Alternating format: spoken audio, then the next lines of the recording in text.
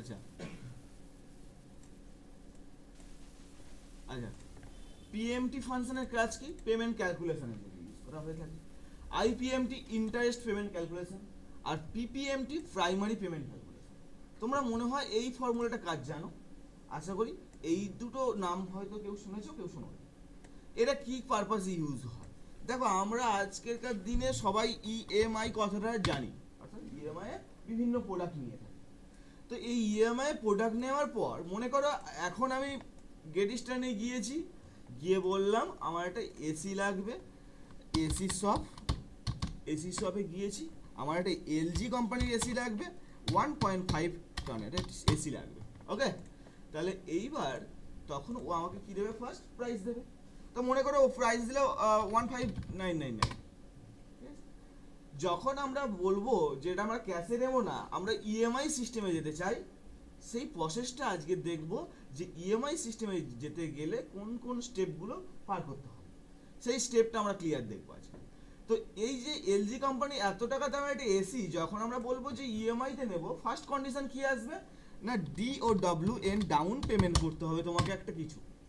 Suppose example বলে দেবে না যে 5,000 টাকা করো বা 6,000 টাকা করো, ফোনের দামের 30% পেমেন্ট বা এসির দামের 30% পেমেন্ট তোমাকে আগে করে দিতে হবে, অথবা মালটা নেওয়ার আগেই আমাকে 30% পেমেন্ট ডাউন পেমেন্ট করতে হবে। এইবার যদি আমি 30% পেমেন্ট ডাউন করে দিই, তাহলে আমার ডিউ কত টাকা পড়ে থাকছে সেটা বের করো। ডিউ পেমেন্ট কত থাকছে সেটা কিভাবে বের করবো, আগে আমাকে এটা করো। হয়ে গেল না? আমাকে 15,000 টাকা 16,000 সামথিং 16,000 টাকা একটা এসি কিনতে গেছি, বললো 30% পেমেন্ট করে দাও। তার মানে আমাকে ক টাকা পেমেন্ট করতে হচ্ছে, কিভাবে আগে সেটা বলো, কিভাবে বের করবো ক টাকা পেমেন্ট করতে হচ্ছে।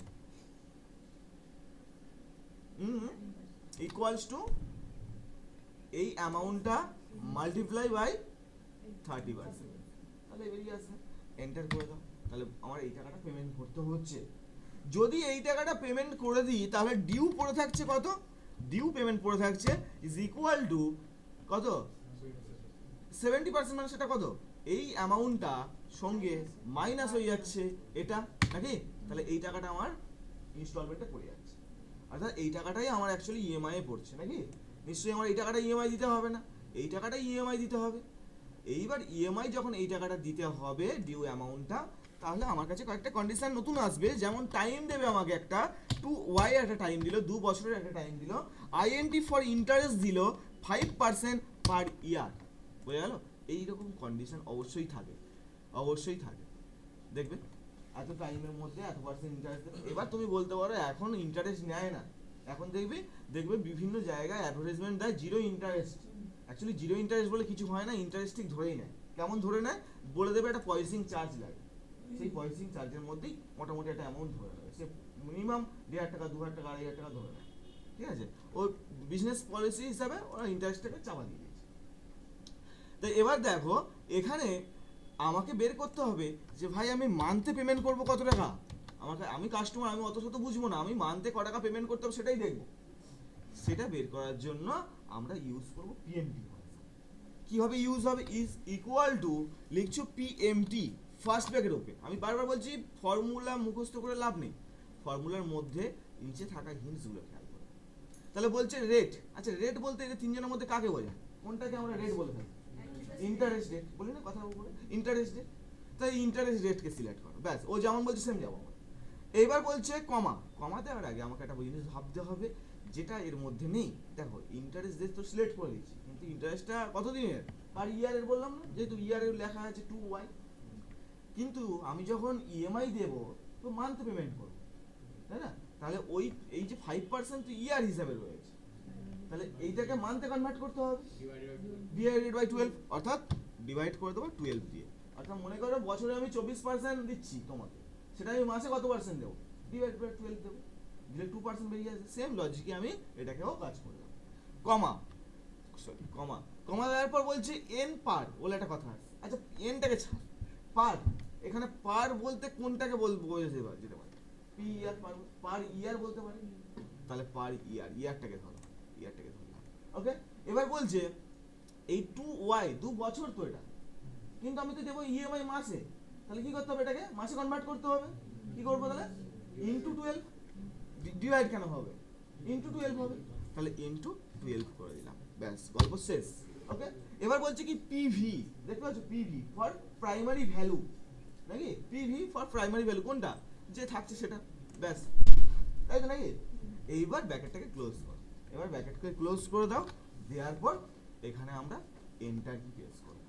যখনই তুমি এন্টার কি প্রেস করবে তোমার কাছে অ্যান্সার আসবে। কেন অ্যান্সার আসবে না? আমরা মনে হয় আমার খেয়াল নেই, অন্য কাজে শুরু করলাম, আজকে মনে হয় পেস্ট স্পেশাল আর অল এরর নিয়ে কাজ করার কথা ছিল। হ্যাঁ, সে খেয়াল নেই, এটা দেখে আমি মনে পড়েছে এটা একটা এরর। তো এ কেন আসে? যখন আমরা কোনো ক্যালকুলেশন করতে গিয়ে, এক্সাম্পল আমি এখানে লিখলাম 5, এখানে লিখলাম a, এখানে লিখলাম 2, আর এখানে আমরা ফর্মুলা লিখবো ইকুয়ালস টু এটা প্লাস এটা প্লাস এটা, দেখতে পাচ্ছ প্রবলেমটা? তাহলে ভ্যালু এররটা কেন এলো? কারণ ওখানে একটা জায়গায় ভ্যালু মিসিং ছিল। যদি সেই ভ্যালু, যদি সেই জায়গাটায় কোনো ভ্যালু থাকতে তাহলে দেখো অটোমেটিক অ্যান্সার চলে আসছে। তাহলে এখানেও সেম প্রবলেমটাই রয়েছে কোথাও না কোথাও, তাই তো নাকি? তা কোথায় রয়েছে? ওয়াই, ওয়াই তো কোনো ভ্যালু না, তাহলে ওয়াইটাকে ব্যাক স্পেসের সাহায্যে হটাও, ওটি দিলে অটোমেটিক অ্যান্সার চলে এসেছে। এবার মাইনাস ভ্যালু দিয়ে এসছে, এটাকে আমরা সিলেক্ট করব, চলে আসবো এই নাম্বার সেটিং ডায়লগ বক্স, এই যে অ্যারো মার্ক, ক্লিক করব। ক্লিক করার পরে দেখো এখানে বিভিন্ন রকম সিম ফরম্যাট রয়েছে, যেটা পজিটিভ ভ্যালু রয়েছে সেটাকে সিলেক্ট করো, করে ওকে করে দাও, চেঞ্জেসটা এখানেই ডিসপ্লে হয়ে যাবে। তাহলে আমার মাসে কত টাকা করে পেমেন্ট করতে হবে? 491 টাকা 33 পয়সা। কতদিন পেমেন্ট করতে হবে? 2 বছর। এইবার আমি চাইছি যে এই যে টাকাটা দিচ্ছি অ্যাকচুয়ালি কিসের জন্য দিচ্ছি বলো তো? এই টাকাটা ইনস্টলমেন্টের জন্য দিচ্ছি, কিন্তু ইনস্টলমেন্টটা শুধুমাত্র এসির দাম, ওই যে ডিউ টাকাটা পাবে ওই টাকার মধ্যে দিচ্ছি, না অন্য কিছু এর মধ্যে অ্যাটাচ রয়েছে? ইন্টারেস্ট। আচ্ছা বলতে পারবে ক টাকা ইন্টারেস্ট দিচ্ছি প্রতি মাসে? 5 তো ইয়ার, প্রতি বছরে। তাহলে মাসে কত টাকা দিচ্ছি সেই টাকা তো এর মধ্যে ইনক্লুড রয়েছে 491 টাকার মধ্যে।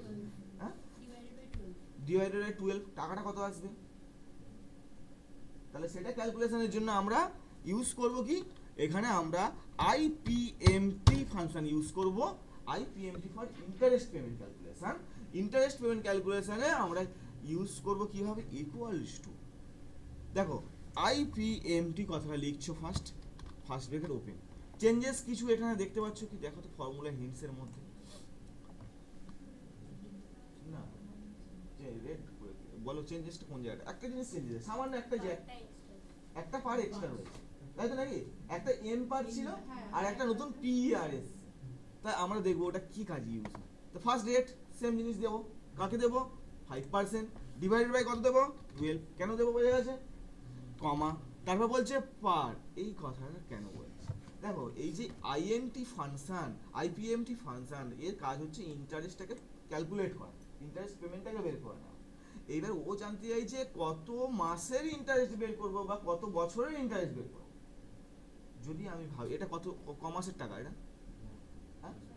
1 মাসের টাকা, তাহলে আমি এখানে 1 মাসে লিখলাম, 1 মাসে আমি কত টাকা ইন্টারেস্ট দিচ্ছি, তাহলে 1 লিখবি। যদি মনে করো 6 মাসের লিখবো 6 লিখে দাও, ওকে? তা আমি 1ই দিলাম, 1 মাসের দেখবো, কমা। এবার আমাদের যেমন ছিল সেইভাবে আগাবো, এন পার, অর্থাৎ ইয়ারটাকে সিলেক্ট করলাম, ইনটু 12, কমা, কত প্রাইমারি ভ্যালুকে সিলেক্ট করে দাও, ব্যাস। তাহলে ব্যাপারটা বোঝা গেল, শুধুমাত্র একটা জিনিস অ্যাড হলো কি না, পার কত মাসের দেখবো সেটাকে বোঝা গেল, ব্যাস। এন্টার করো, এন্টার করার পর কি বলে? ক টাকা দিচ্ছি ইন্টারেস্ট তুমি? 46, এটাও ফরম্যাটিং চেঞ্জ করে দিলাম, এটাকে ক টাকা করে দিচ্ছি? 46.66। এটা আমরা কিভাবে পেমেন্ট করছি? এর সঙ্গে ইন্টারেস্ট হিসাবে পেমেন্ট করছি। আচ্ছা ইন্টারেস্ট যদি আমি এই টাকাটা দিয়ে দিই, মোট দিচ্ছি এই টাকাটা, ইন্টারেস্ট দিলাম এই টাকাটা, তাহলে অরিজিনাল আমার এসির দামের ক টাকা দিচ্ছি? ওটা মাইনাস এটা। তাহলে একবার সেটা না করে আমরা নতুন ফর্মুলা ফেলবো, পিপিএমটি ফর প্রাইমারি পেমেন্ট, অর্থাৎ প্রাইমারি ভ্যালু কোনটা? এটা তো, এই ভ্যালু অনুযায়ী আমি ক টাকা করে প্রতি মাসে দিচ্ছি সেটাই ক্যালকুলেট করবো। তো তার জন্য কি করবে? আগে এখানে ফর্মুলা লিখছো equals to PPMT first bracket open, same rate বলতে 5%, কমা, এই সরি কমা না, ডিভাইডেড বাই 12, কমা, আচ্ছা পার, এখানেও 1 মাসের দেখতে চাইছি, এক লিখবে, কমা, এখানে 2y ইন্টু 12, কমা, এখানে প্রাইমারি ভ্যালুকে সিলেক্ট করো, ব্র্যাকেট ক্লোজ করো, এন্টার দাও। তাহলে ক টাকা করে দিচ্ছ প্রতি মাসে প্রাইমারি ভ্যালু ক টাকা করে দিচ্ছ, বোঝা গেল?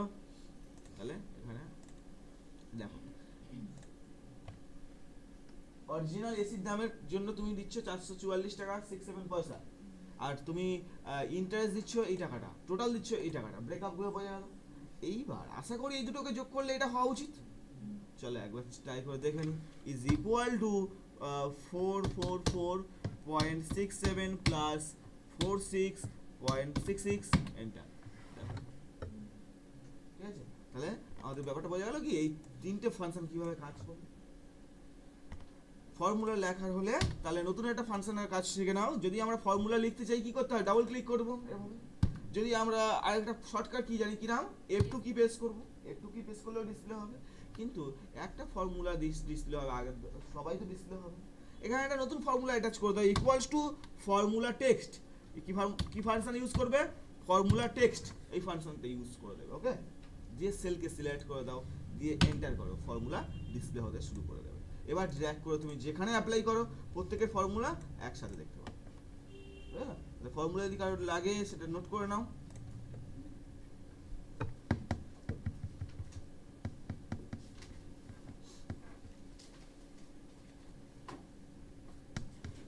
গ্রুপে একটা ফটো তুলে পাঠিয়ে দেবেন, টাইম 1 ঘন্টা, তো 1 ঘন্টার মধ্যে অনেক টাইম চলে যাবে। একটা ফটো তুলে গ্রুপে পাঠিয়ে দেবে, রাত্রে বাড়িতে বসে ঘুমিয়ে লিখবে।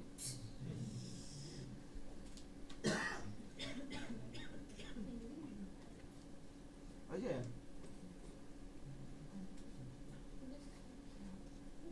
ঠিক আছে, পাঠিয়ে দাও তাহলে। ঠিক আছে, আর কেউ নেই তো, আরেকজন রয়েছে। নে, এবার আমরা যেটা করব, আমি চেঞ্জ করে দিলাম এটা। এবার নতুন একটা কাজ শুরু করব, যেটার নাম হচ্ছে, পরের দিন ক্লাস শুরুর আগে একটু মনে করে দিও ওই কোনটা, হ্যাঁ হ্যাঁ,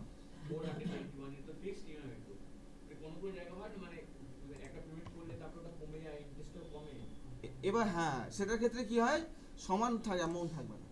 অর্থাৎ ধরো একবার পেমেন্ট এটা হচ্ছে, তারপরে এবারে পেমেন্ট এটা হচ্ছে, ঠিক আছে, তাদের ব্রেকআপ, সেটা ম্যানুয়ালি ব্রেকআপ করলে তো বুঝতে পারবে। এবার দেখো, ধরো তুমি মনে করো কোথাও অ্যাডমিশন নিয়েছো, সিম্পল লজিক দেখো, তোমার কোর্স ফি হচ্ছে 3000, মনে করো 3000। প্রসেসটা কি হয়, সমস্ত জায়গায় গভর্নমেন্ট থেকে শুরু করে যে কোনো প্রাইভেট জায়গায় অ্যাডমিশনের সময় অর্থাৎ ভর্তির সময় তোমাকে অ্যামাউন্টটা বেশি নিয়ে নেবে, তারপরে ইনস্টলমেন্টে 90% অ্যামাউন্ট তুলে নেবে, লাস্ট ইনস্টলমেন্টে একদম কম রেখে দেবে। এটাই পলিসি না, কেন, কারণ তুমি এই লাস্ট মান্থে কিন্তু পালাতে পারবে না, পরিষ্কার কথা, হ্যাঁ কি না, তুমি তো 90% অ্যামাউন্ট দিয়ে দিয়েছো, তাহলে এইটার জন্য তুমি কিন্তু আর আটকাবে না। ঠিক আছে, ওই ব্রেকআপ সিস্টেমটা ওটাই, তুমি ম্যানুয়ালি ওটা করতে হবে।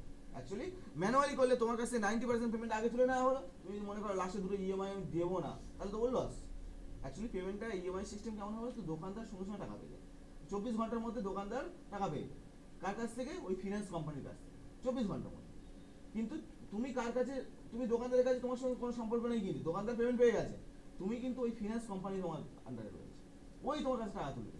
এইবার তার তো একটা টেকনিক থাকবে যে আমাকে টাকাটা আগে তুলে নিতে হবে, তার জন্য বেশি অ্যামাউন্টটাকে আগে তুলে দেয়। কখনো দেখেছো ইএমআই লাস্টের দিকে বেশি অ্যামাউন্ট রয়েছে, এটা কখনো হয়, ওই লাস্টের দিকে কম অ্যামাউন্ট রয়েছে, ওটা ম্যানুয়ালি ফেলে, ওদের সিস্টেমেটিক যেভাবে রয়েছে সেইভাবে ফেলে। ঠিক আছে, এই পলিসির জন্য ওরা এইভাবে ফেলে, কিন্তু অ্যাকচুয়ালি রুলসে গেলে এই অ্যামাউন্টই না প্রতি মাসে ইকুয়ালস টু। ওকে, তাহলে এবার আমরা নতুন অপশনের দিকে আগাবো, যার নাম ডেটা কনসলিডেট। নতুন অপশন ডেটা কনসলিডেট কি কাজ করবে, দেখো অনেক সময় আমরা এখানে লিখলাম, আমি নতুন একটা নিয়ে নেবো, আচ্ছা তাহলে এখানে লিখলাম JAN জানুয়ারি মাসের রিপোর্ট থাকবে, FEB ফেব্রুয়ারি মাসের রিপোর্ট, আর মার্চ MAR। দেখো 3 মাস বা 12 মাস যতই হোক, আমরা প্রতি মাসের রিপোর্টগুলো এইভাবে রেখেছি। মনে করো জানুয়ারি মাসের সময় জানুয়ারি মাসের রিপোর্ট রেখেছি, ফেব্রুয়ারির সময় ফেব্রুয়ারি মাসের রিপোর্টগুলো আমরা পার সিট ওয়াইজ রেখে দিয়েছি।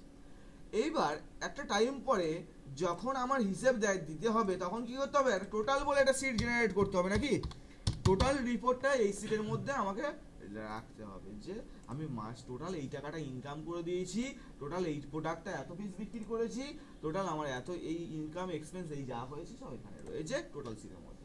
না হলে মনে করো 12 মাসের রিপোর্ট তুমি ইকুয়াল করতে গেলে কখনোই সম্ভব না। অর্থাৎ তুমি মনে করো যে এখানে আমরা কোনো একটা ক্যাশ ইন হ্যান্ড রেখে দিয়েছি, মনে করো ক্যাশ ইন হ্যান্ড 3 টাকা রয়েছে এখানে এই মাসে, এক্সপেন্স ইনকাম করে 3 টাকা রয়েছে, আবার এই মাসে 5 টাকা রয়েছে, তাহলে একটা ইকুয়াল করতে তো হবে যে টোটাল আমার ক্যাশ ইন হ্যান্ড কত রয়েছে, ঠিক আছে। তা সেই সমস্ত ক্ষেত্রে আমরা এই ডেটা কনসলিডেট অপশনটাকে ইউজ করতে পারি। সিম্পলি কেমন ভাবে, দেখো আমি একটা টেবিল তৈরি করছি ম্যানুয়ালি। ধরো মনে করো এখানে আমার প্রোডাক্ট রয়েছে,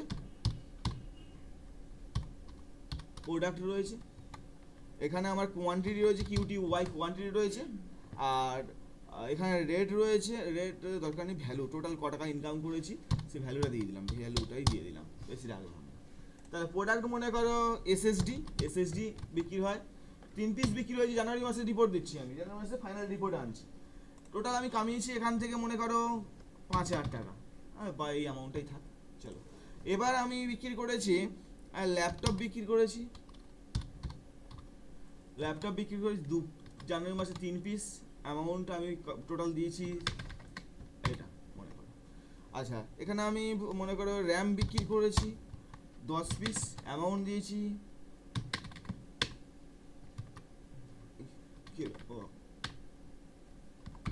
ব্যাস, এটা জানুয়ারি মাসে দেখুন আমার দোকানে 3টে প্রোডাক্ট আছে, এই ইনকাম হয়েছে, এক্সপেন্স এই ইনকাম আমি এইটা করে দিয়েছি। আমি সেম ভাবে কন্ট্রোল সি করলাম একটু তাড়াতাড়ি কাজের জন্য, আমি এখানে কন্ট্রোল ভি করলাম। ফেব্রুয়ারি মাসেও আমার 3টে প্রোডাক্ট বিক্রি হয়েছে, এখানে হয়েছে 2 পিস, এখানে হয়েছে 1 পিস, এখানে হয়েছে মনে করো 1 পিস।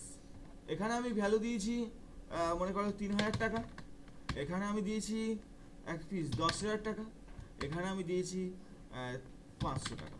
ওকে, ফেব্রুয়ারি মাসের রিপোর্ট সেম প্রসেসে এরকমটাই ভাবে। তো যখন তোমরা কাজে ঢুকবে তখন কিন্তু 3টে মাস, প্রত্যেক মাসে সেপারেট রিপোর্ট তৈরি হবে, সেপারেট রিপোর্টের লাস্টে থাকবে টোটাল ব্যালেন্স কত দাঁড়ালো, ঠিক আছে, ঠিক এই প্রসেসেই আগাবে। এখানে মনে করো মার্চ মাসে আমি 3টে এসএসডি বিক্রি করেছি, 2টো, এখানে 4টে, এখানে অ্যামাউন্ট দিয়েছি আমি মনে করো 2,000 টাকা, এখানে মনে করো 20,000 টাকা, এখানে মনে করো 1,000 টাকা, এরকমভাবে বিক্রি করেছি। তাহলে আমাকে রিপোর্ট দিতে হবে কি না, তুমি টোটাল কতগুলো এসএসডি বিক্রি করেছো, এসএসডির উপরে কত টাকা দিয়েছো আমাকে, টোটাল কতগুলো র্যাম বিক্রি করেছো, সেই র্যামে কত টাকা আমাকে দিয়েছো, ঠিক আছে। তাহলে আমাকে ম্যানুয়ালি করতে গেলে কি করতে হবে, জানুয়ারি মাসে এসএসডি 3টে, ক্যালকুলেটর ধরো 3টে, আবার এই অ্যামাউন্ট, তাহলে ফেব্রুয়ারি মাসে কটা আছে 2টো, হয়ে গেল 5টা, মার্চ মাসে হয়ে গেল 3টে, 8টা। তাহলে এখানে রিপোর্ট দিতে হবে যে ভাই এসএসডি সেল করেছি আমি 8 পিস, এইবার অ্যামাউন্টটা বের করতে হবে, অ্যামাউন্টটা ধরো এটা টোটাল, এটা ফের এটা, এইভাবে বের করতে হবে। তার জন্য আমরা নতুন একটা অপশনের সম্মুখীন হব এই কাজটা ইজিলি করার জন্য। ডেটা কনসলিডেট কি পারপাসে ইউজ হয় বোঝা গেল। ডেটা কনসলিডেটের কাজ হচ্ছে দেখো ডিফারেন্ট সিটে ফর্মুলা দিয়ে একটা সিটে আনার, তুমি সেখানে সাম ইউজ করতে পারো, কাউন্ট ইউজ করতে পারো, অ্যাভারেজ, যে এনি ফাংশন অ্যাপ্লাই করতে পারবে ডেটা কনসলিডেটের মধ্যে। তবে প্রসেসটা একটু দেখে নাও, ডেটা কনসলিডেট তখনই কাজ করবে যখন যে সিটের মধ্যে তুমি অ্যান্সার চাও সেই সিটে সিলেক্ট রাখতে হবে। তুমি যদি মনে করো আমি এখানে অ্যান্সার চাই, জানুয়ারি মাসের মধ্যেই অ্যান্সার চাই, এখানেই ক্লিক রাখবে। তুমি যদি মনে করো আমি এখানে এই এরিয়াটুকুর মধ্যে অ্যান্সার চাই, এটা আসবে না কখনো, তোমাকে একটাই সেল সিলেক্ট রাখতে হবে। ওকে, একটাই সেল সিলেক্ট রাখতে হবে, চলে আসবে কোথায়, ডেটা ট্যাবের মধ্যে। ডেটা ট্যাবের মধ্যে আসার পর ডেটা কনসলিডেট বলে একটা অপশন দেখতে পাবে, এই যে অপশনটা ডেটা কনসলিডেট, এই অপশনটা ইউজ করবে, এই যে আইকনটা দেখতে পাচ্ছ, এই অপশনটা ইউজ করছো। আসার পরে দেখো ও জানতে চাইছে ফাংশন, কোন ফাংশন ইউজ করতে চাও। এখানে প্রচুর ফাংশন রয়েছে, তোমার কাজের সুবিধার্থে তুমি যে কোনো ফাংশন ইউজ করে নিতে পারো। তো আমার রিপোর্ট অনুযায়ী সাম ইউজ হবে, সামকে সিলেক্ট করলাম।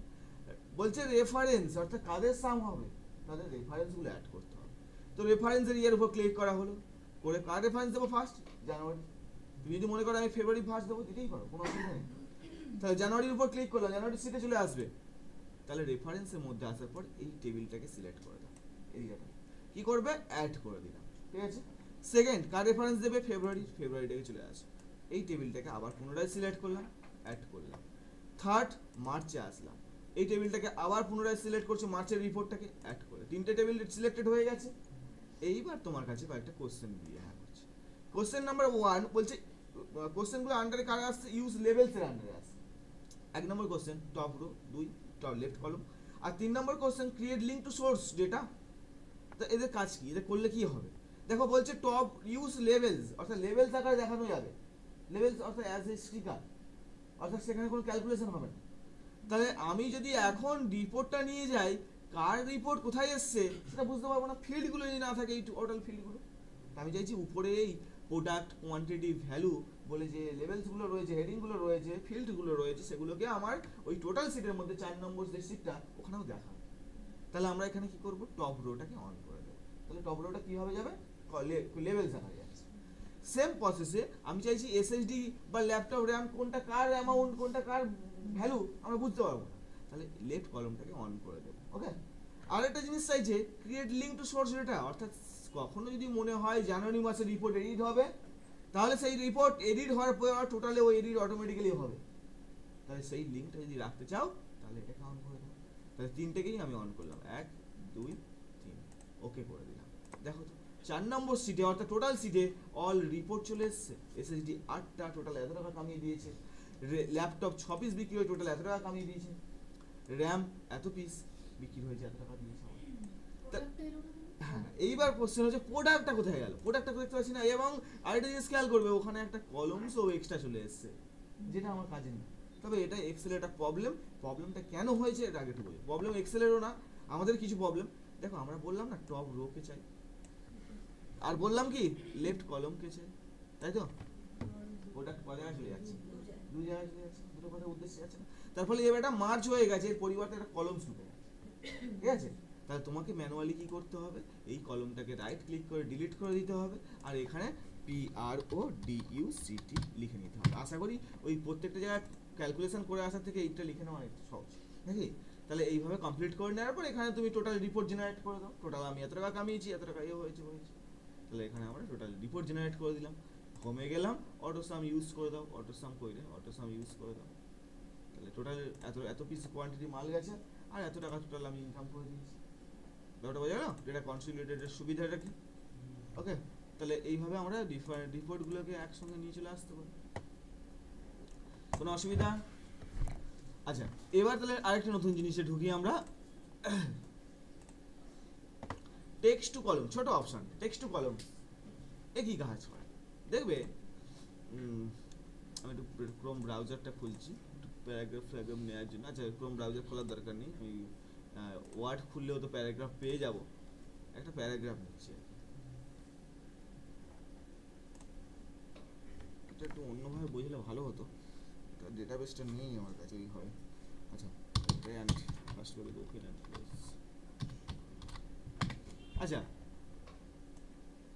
দেখো এখানে আমি একটা প্যারাগ্রাফ নিয়েছি, কন্ট্রোল-C কপি করেছি, কন্ট্রোল-V পেস্ট করেছি। দেখো প্যারাগ্রাফ এখানে পেস্ট হয়ে গেছে। খেয়াল করে দেখবে যে ও কোথায় কোন সেলে পেস্ট হয়েছে, বলো তো কোন সেলে পেস্ট হয়েছে, প্যারাগ্রাফটা কোন সেলে পেস্ট হয়েছে। আর কোথাও কটা সেলে পেস্ট হয়েছে, একটাই সেলে পেস্ট হয়েছে। অ্যাকচুয়ালি এখানে যেগুলো দেখছো না, এগুলো প্যারাগ্রাফ নেই এর মধ্যে। থাকলে এই উপর ক্লিক করে দেখো, এই এফএক্স বারে দেখিয়ে দিচ্ছে, এর উপর ক্লিক করলে কিন্তু দেখা যাচ্ছে না। তাহলে একটা টাইম পরে আমি চাইছি কি না, এই যে ওয়ার্ডগুলো প্রত্যেকটা সেপারেট কলমসে চলে যায়, প্রত্যেকটা সেপারেট কলমসে যায়। অ্যাকচুয়ালি এটা হয়তো তোমার মনে হতে পারে এটা কোথায় আবার ইউজ হবে। অ্যাকচুয়ালি কখন ইউজ হবে দেখো, যখন কেউ এমএস ওয়ার্ডে ডেটা এন্ট্রি করবে না, এমএস ওয়ার্ডে হোক বা অন্য কিছু সফটওয়্যারে, তখন অনেক সময় এরকম টাইপের রিপোর্ট হয়, ABC দাস কমা তারপর বলা হলো ROLL রোল নাম্বার 10, ঠিক আছে? আবার বলা হলো কমা, বলা হলো ACC সেকশন A, এরকম ভাবে অনেক সময় ডেটা এন্ট্রি করে থাকে অনেক। তাহলে এই ডেটা আমাদের মেন কাজ হচ্ছে ডেটা ফার্স্ট অ্যানালাইজ করা, অর্থাৎ ডেটাকে ক্লিয়ার করতে হবে আমাদের সামনে, যে ও কি বলতে চাইছে, ওকে দিয়ে কিভাবে কাজ করাবো, ফার্স্ট কাজ এটা। তাহলে এই যদি ডেটা থাকে, একে যদি আমাকে, এটা কটা কলমসে রয়েছে, একটাই সেলে রয়েছে, একটাই কলমসের উপর দাঁড়িয়ে রয়েছে, সে হচ্ছে এই সেলটা, অর্থাৎ B3 তে রয়েছে। এখানে নেই কিন্তু, দেখো এখানে নেই।